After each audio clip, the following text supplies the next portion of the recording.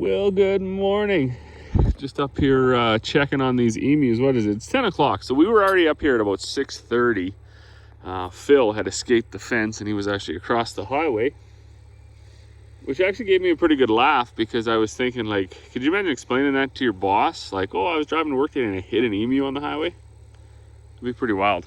You wouldn't, that's something you wouldn't think you'd hear up in northern Alberta.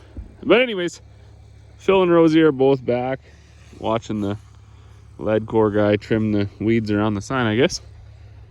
So anyways, with this fence is holding them up until the point they get rattled. So if the cows walk by them or if the kids drive their go-kart around them, they seem to be super spooky, easily spooked, I guess, and they just boom, they just take right off through the fence. So I don't know what we're gonna do about that. We were talking about maybe just getting that sheep wire and just do the whole entire thing. So we'll have 2 strands of hot wire, and then we'll have 4 strands of barbed wire, and then we'll just do the whole thing in that sheep netting. That should keep it, and then we'll be able to have like any animal, I guess. But anyways, they seem to be content for the time being. So this whole going here, some wild raspberries. This whole week kind of got away from me, right? It is Saturday now. Monday, Tuesday was just making bags. Wednesday was, I can't even remember what we did Wednesday. Thursday, I think I went down and got all the headers, the 2 combine headers and the swather header. Brought them up. I know Dad's been working on the 1 header in the shop. Whole bunch of wear parts and stuff needed to be replaced, so he's been doing that. I did get the oil changed in our 9610 yesterday, and I got it washed, so that's a win. Today I think we're going to grab the other combine out of the shed. It doesn't need anything except an oil change. That was the one that we sent in to get green lighted, so it's already got about $33,000 worth of work done to it. So hopefully it's ready to go. That's what our plan is going to be here for basically all of next week, is just start to get these combines ready, the headers ready. Our swather header needs that canvas repaired, so we'll probably get to that today. In fact, I think I'll walk down right now and I'll pull those 2 tractors out, and then I'll get that other combine out and get the swather out. Swather needs an oil change, I know that. The other combine needs an oil change, so we'll get those things done.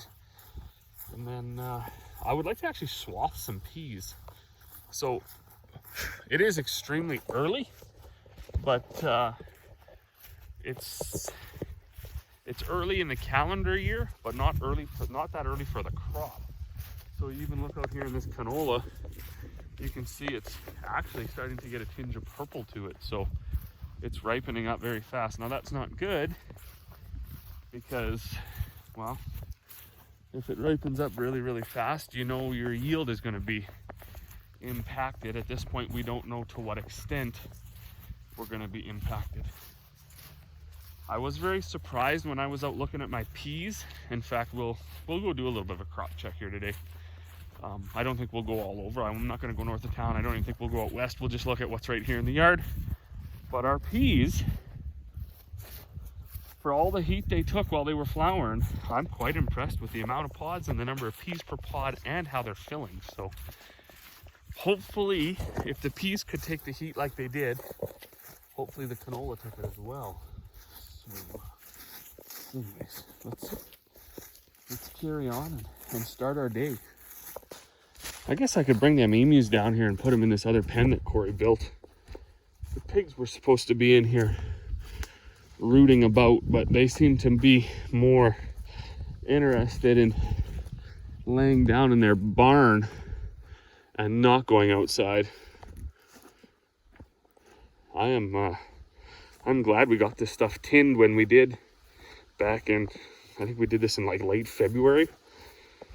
It was like plus 4 degrees or whatever. So this was going to be our big summer project, was tinning these barns, because they were just old barn wood. In fact, you can see it all here.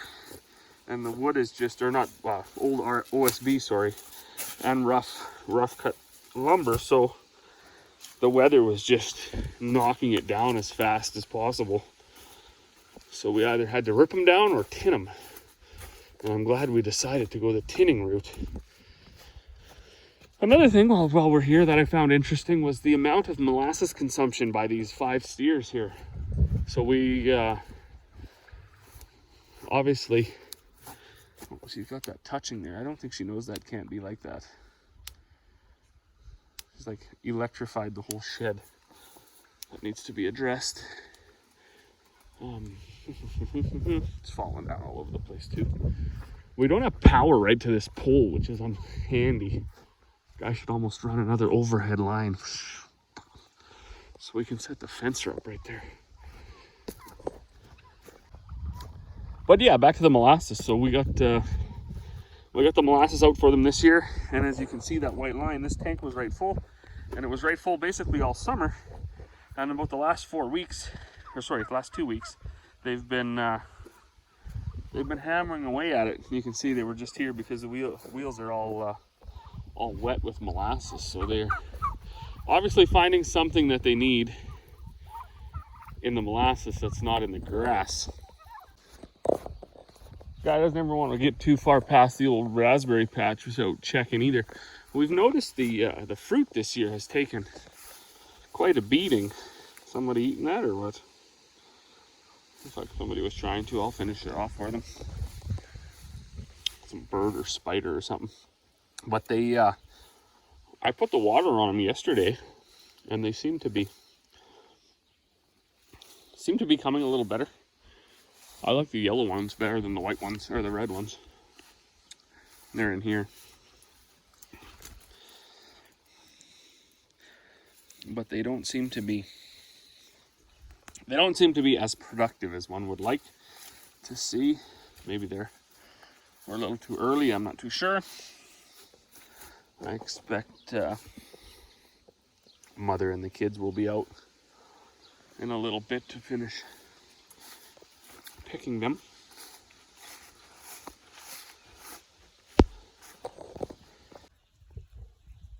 Well, good evening. I gotta say, it's wild how fast the days get away from us here now. But it was busy. Didn't film any of it. Had lots of folks come pick up their feed today. I got the 9750 out. I got all the tractors and the sprayer and everything out. Got the 9750 out. That was the one that got green lighted. Oh, there's a big fire burning right there.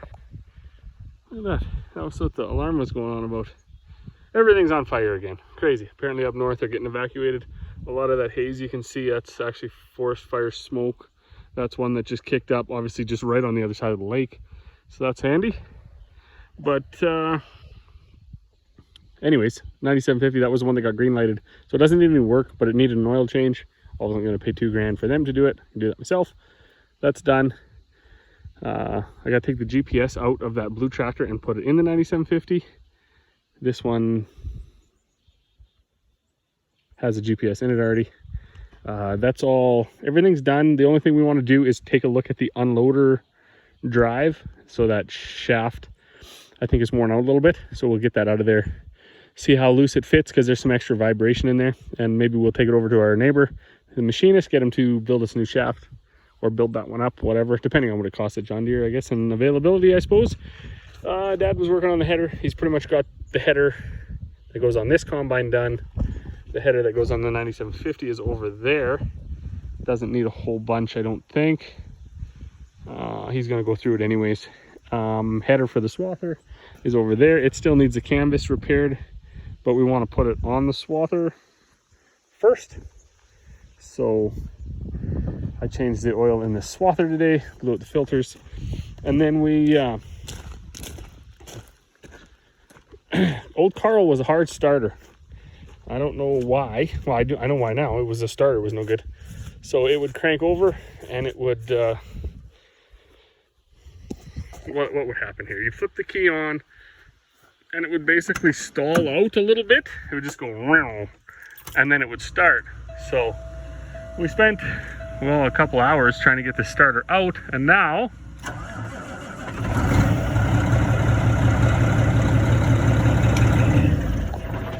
Also, Buddy and Dad were in here and they cleaned it right out, put the bunk beds down. I think Buddy was planning on sleeping in here, but then that didn't go. So anyways, that was the day. 9610 washed again. All the stuff pulled out of the shed and started to put it back in there in a different order, right? Harvest stuff out front, seeding stuff in the back. Swather out, oil change, wash, fueled up. Combine ready to be repaired. Header is fixed. This header is just going to be gone through. And then we'll be sitting pretty for the impending harvest. I think what's going to happen next here, probably not tomorrow or even Monday. Monday is a holiday, I guess, but not that that matters to us. But most likely what we'll do, wait on the weather. It's supposed to rain tomorrow and the next day. And if it doesn't rain, on Tuesday, we'll have that header and the swather all put together, and I bet you we go out and we start swathing these peas. So, as always, thanks for watching, and we'll see you all on the next one. Oh, good evening, 6 o'clock. Check that out. A couple of passes with the old swather. Picked a few peas. So, it's very possible that it's a tad early, but once the pods are full like that, you're close, right? So it's starting to change. I'm not going to do much more. What I wanted to do was test the canvas out, right? Because that's what I did today. I fixed that broken canvas, kind of a nightmare. So I went in down there, came up, turned around to the trees, came back. I absolutely drove that swathing to the ground. So it's possible I got to lift that swath roller up a little bit, but the wind is cold. I was eating peas so fast, I was barely even chewing them. One got stuck in my throat. But yeah, so that's that. Got a whole bunch more for the walk home. 6 o'clock. Probably. Tomorrow's a holiday. I don't even know what holiday is, but I think we'll probably start cutting full on Tuesday, Wednesday. We'll just swath this 300 acres and maybe go out west and swath that 120. But we'll see. Always good to get a second opinion. So tomorrow we'll most likely hop on the side by side and go for a cruise around. Check everything out. Canola is nowhere near, still green. Pretty impressed actually with how it looks due to the fact that it just kind of burnt right up in July there. But it is tall. Pods, I mean, they could be a little bigger for sure. I'm not going to lie about that. But as long as they fill, it could be okay. This is actually quite rank. It's almost 6 feet tall. It's almost as tall as I am. So, who knows? White cockle growing in the ditch. That's fun. So I didn't film any of that header repair, that canvas fix, and it just, I probably beat the dead horse a little too much. But Corey went to Dawson Creek to pick up a grainback hose, and while she was there, she stopped at the Douglas Lake dealer, and I said, okay, we need a chunk of canvas, get maybe 7 feet. It's got that belt on both ends. Keeps the canvas running straight. Okay. So she goes over and they're like, no, there's no such thing. We don't carry that. Well, I can assure you, because I just took it off, that no, ours has a belt on both ends. So they sold her one that had a belt on one end. Also, the connectors were maybe half an inch too long.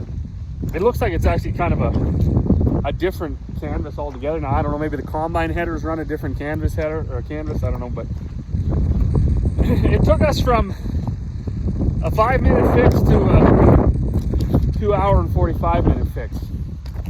And I just, I'm just exhausted by that, and it's not changing, it's getting worse, so I will continue to be exhausted by it. One thing I am getting better at is adapting to it, so we adapt to it, and everything comes out in the wash in the end. It all goes, all gets done. So I'll leave the swather tucked in back there. All the other machines are ready. It is supposed to rain, so if it rains I will swap them GPSs over. I should stick Gus back in the shed. I'll do that later. Anyways, Buddy and Papa, they went down to pick Saskatoons. We had the little one, she had some extreme adverse reactions to her shots she got the other day. So unfortunately for Corey, she's been back and forth to the hospital a couple times today. Carrots are of size, I guess. I sprayed my molasses on the garden here, and I think it was a little bit of a game changer for that. Garden looks very good. So anyways, the Buddy and Papa are down picking Saskatoons. I'm gonna go have supper, I think. They're not back yet, I see. And maybe go in and give the little one some snuggles, because she's, although she's an extremely good spirit, she hasn't been itching and scratching and hasn't been even whining, but she was like puffed up and swole up and red and all sorts of stuff. So we'll go in and see how she's doing. Strangely enough, one of the recommendations from the doctor was no strawberries, no chocolate, and no something else. So I guess all our upcoming strawberries will be eaten by me. So as always, thanks for watching. We will see you all on the next one. We should have some harvest specific videos coming pretty quick next week.